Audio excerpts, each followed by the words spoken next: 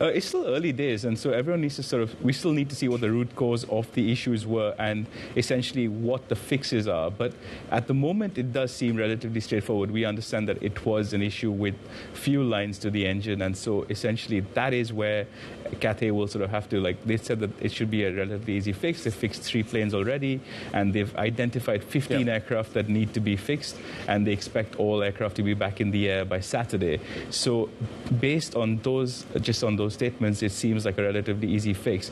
At the moment, we still need to see what the impact is on the wider global fleet, because regulators have yet to weigh in on what the findings of that investigation are and what the global impact will be. But it doesn't sound likely, speaking of, from very little knowledge of the, how these things work, but it doesn't seem likely that if there are 15 of the aircraft affected, that they're all with Cathay, does it? Or could it be possibly that? No, so exactly. I mean, it could be a wider issue. I mean, Cathay Pacific did say that they were the first airline to discover the issue, and so it does remain to be seen whether or not there's a wider issue with the A350, and if it's restricted to the 1000 variant, which was the aircraft that was affected on the flight yesterday, or if it's with the smaller 900 variant as well. They mentioned both today. Exactly. Yeah. So it's still very sort of early and. What's the read-through for Rolls-Royce here? Where do they play a role?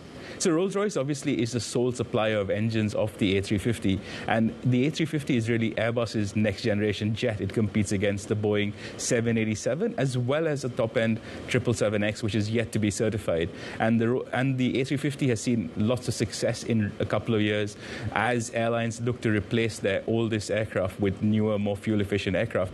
And so it is the A350 is a key part of both Airbus's future plans as well as Rolls-Royce's, because Rolls-Royce only makes wide-body engines at the moment, and so for them it is important that they get everything sort of on track and make sure that there's no degradation. Because I mean, this engine has been criticized by some airline CEOs, including Tim Clark, saying that it's defective because it doesn't have as much time on wing, and that's largely because aircraft engines are getting more efficient, but at the same time they also need more maintenance and more frequent maintenance, and that's been a gripe for airline CEOs. And so it will be remains to be seen what the impact will be.